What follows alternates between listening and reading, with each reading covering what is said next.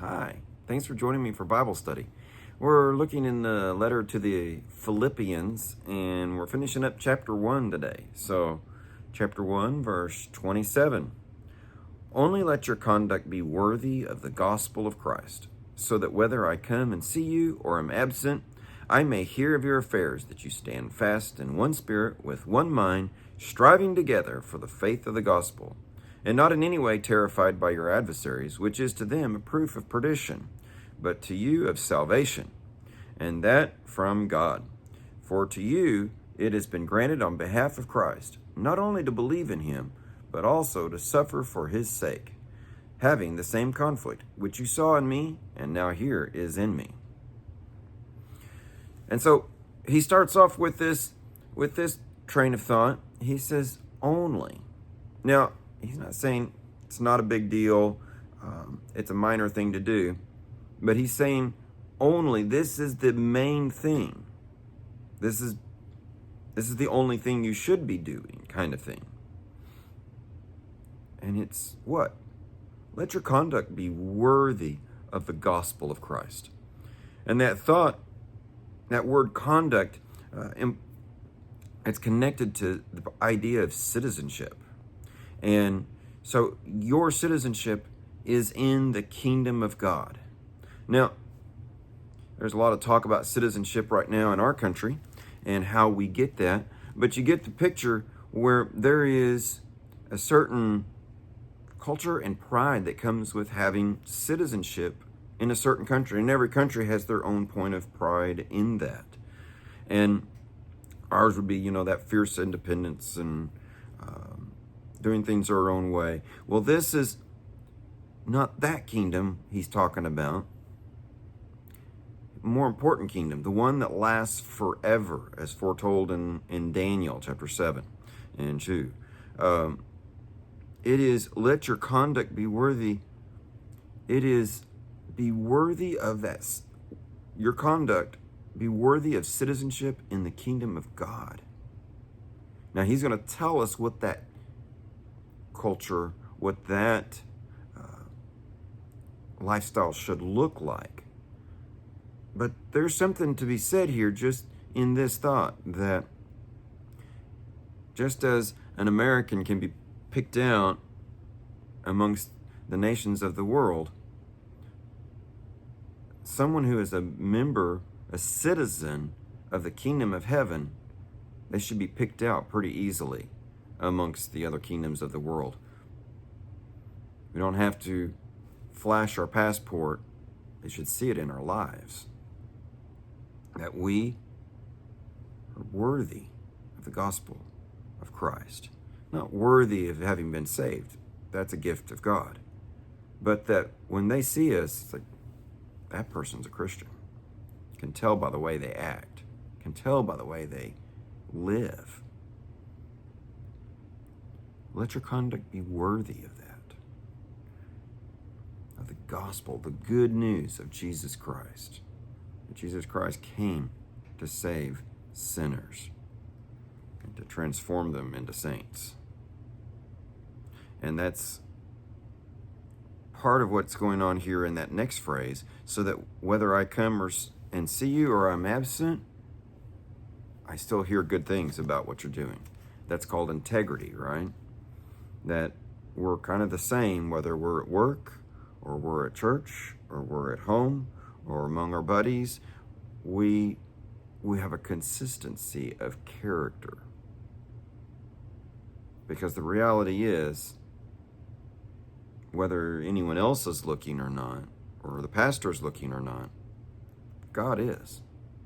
Jesus Christ is with us always. One of the elders of our church, he recently passed away, he said that was his guiding principle in life. As a boy, someone told him, David, wherever you go, remember, Jesus is with you, and act accordingly. And his simple heart, that's how he's lived.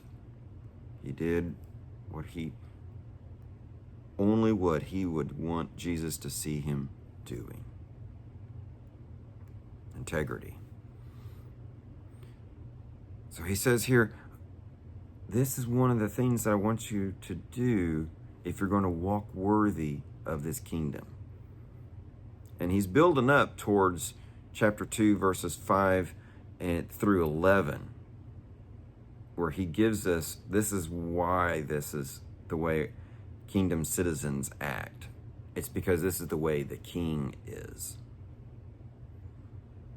But picking up here, he says that with one mind, you stand fast, that you stand fast in one spirit, that you stand your ground. Now, we talked a lot about that in Ephesians, didn't we? Flipping back to Ephesians, I want to just kind of give you that refresher course, chapter 6, verse 10. Finally, my brethren, be strong in the Lord and in the power of his might. Put on the whole armor of God, that you may be able to stand against the wiles of the devil. For we do not wrestle against flesh and blood, but against principalities, against powers, against the rulers of the darkness of this age, against spiritual hosts of wickedness in the heavenly places. Therefore take up the whole armor of God, that you may be able to withstand in the evil day, and having done all, to stand. And then he says, so stand therefore. It is imperative. We are in a spiritual war. We stand. Stand our ground. Now, if there is that many hosts of the enemy against us, standing by ourselves is going to be hard. But there will be times we have to. We're not by ourselves. Again, Christ is with us. And we are more than conquerors in Christ. We have his Holy Spirit within us, given to us as a guarantee of our salvation. But God's presence within us. And so we're never alone. And that's why he's always with us. Integrity. But we have here, he says, stand fast in one spirit. Stand together, he says a little farther. And so we're to stand together as a church, as the followers of Christ. We need one another. And we may not understand how armies worked back in those days, but if you've done a little reading of the phalanx and things like that, they would lock their shields together and they would march forward as a total unit, and they were invincible in some ways. But if you ever watch sports, you see the football players all get into a bunch and they'll move the whole pile kind of thing. And that comes from rugby. They call it a scrum, which I think is funny. But they are practiced and skilled in coming together as a team and pushing the whole other team out of their way to get to the goal. And that's the picture the Apostle Paul is telling us here. So one is to stand, but there is an advancing taking place together. But we do it together, striving together. It is actually that picture from the athletics of coming together and pushing and exerting with everything you got, moving forward. And so he says, you're going to need to be of one spirit and of one mind. And it's really just kind of using the synonyms to just kind of reinforce the point of one thought, one mind, one spirit, one heart, whatever you want to use, because he's going to use all of those along the way. But that we're together, unified together for the faith of the gospel. That we, like the wise man who built his house upon the rock, we've built our lives not just with head knowledge, but built our very lives on the teachings of Jesus Christ.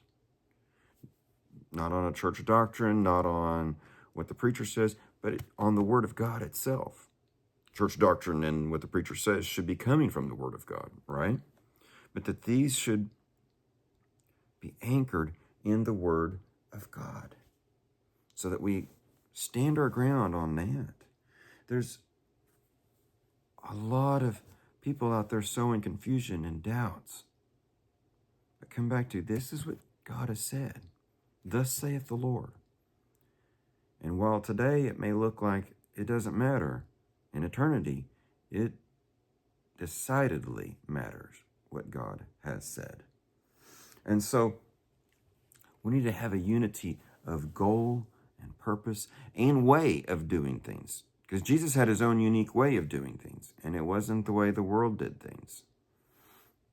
But unified in what we believe and how we live that belief. Again, not just head knowledge, but living what Christ has taught. And so we see here, looking at my notes here, we're going to stand together. And in standing together for the faith of the gospel, verse 28 then brings us to that idea of, and not in any way terrified by your adversaries. Persecution will come. When you stand on the word of God, there's others who don't want you doing so.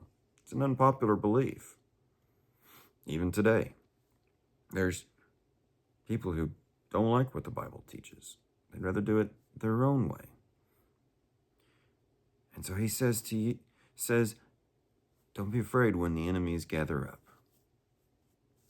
Don't be terrified of them. Give our fear over to God. And there's a lot in the scriptures, especially even in the New Testament, about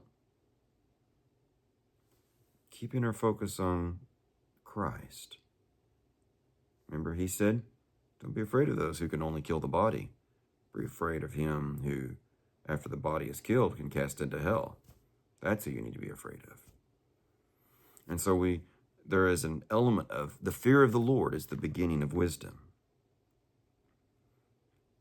But he who trusts in the Lord shall be safe, as the Proverbs tell us. And so there's this element of, then we're not going to be afraid of those who bring persecution. As Jesus taught on the Sermon on the Mount. Actually, blessed are you when you're persecuted for my name's sake. For so they persecuted the prophets before you.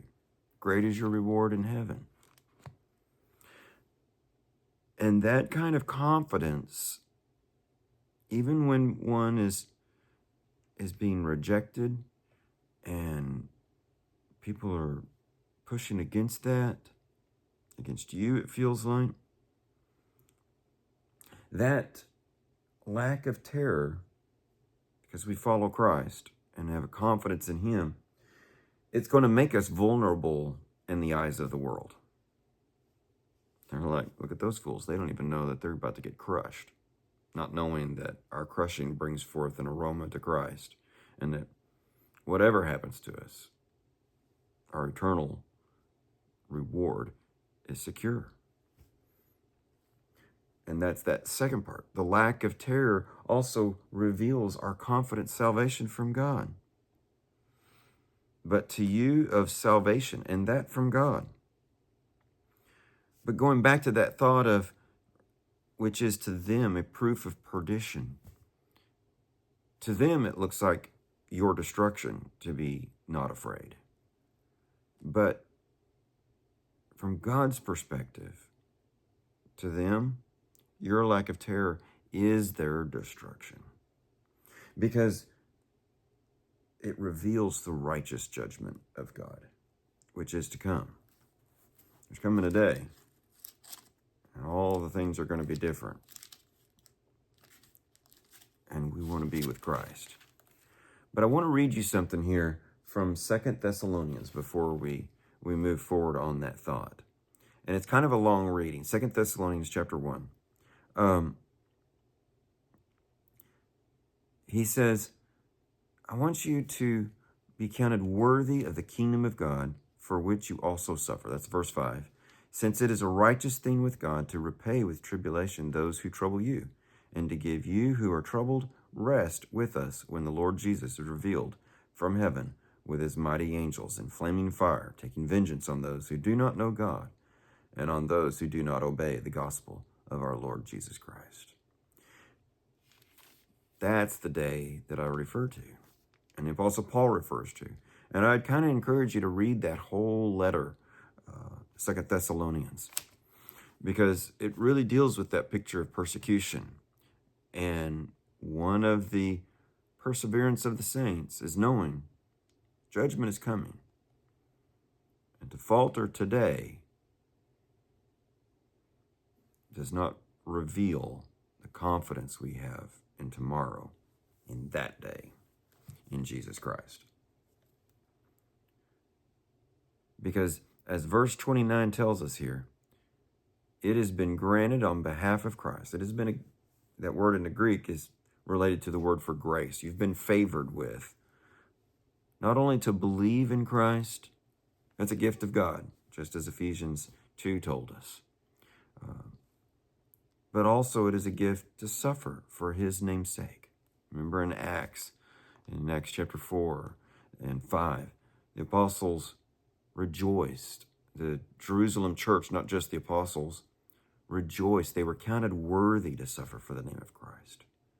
Because if they did that to Christ, they're going to do it to his followers as well. And so that meant that they looked like Christ. They were truly Christians. And the Philippians had the Apostle Paul as their example. When he came, him and Silas, they suffered persecution for the name of Christ, for helping a little girl who was demon-possessed. You think that'd be something everybody would rejoice in? No, not the people who were profiting from other people's misery. And so we're told it is a gift, but it is a gift that comes with a reward. It may be painful in the moment, but it works in eternal weight of glory. Apostle Paul knew it to be so. He caught a glimpse that day and saw the third heaven and knew it'll all be worthwhile. We too can take confidence in that. Why? Because our pioneer of our faith, the author and finisher of our faith, Jesus Christ, has gone before us. And he sits at the right hand of God, preparing a place for us as well. Thanks for joining me for Bible study. I'm enjoying this trip through Philippians, and I hope you are as well. And Lord willing, we'll do it again next week.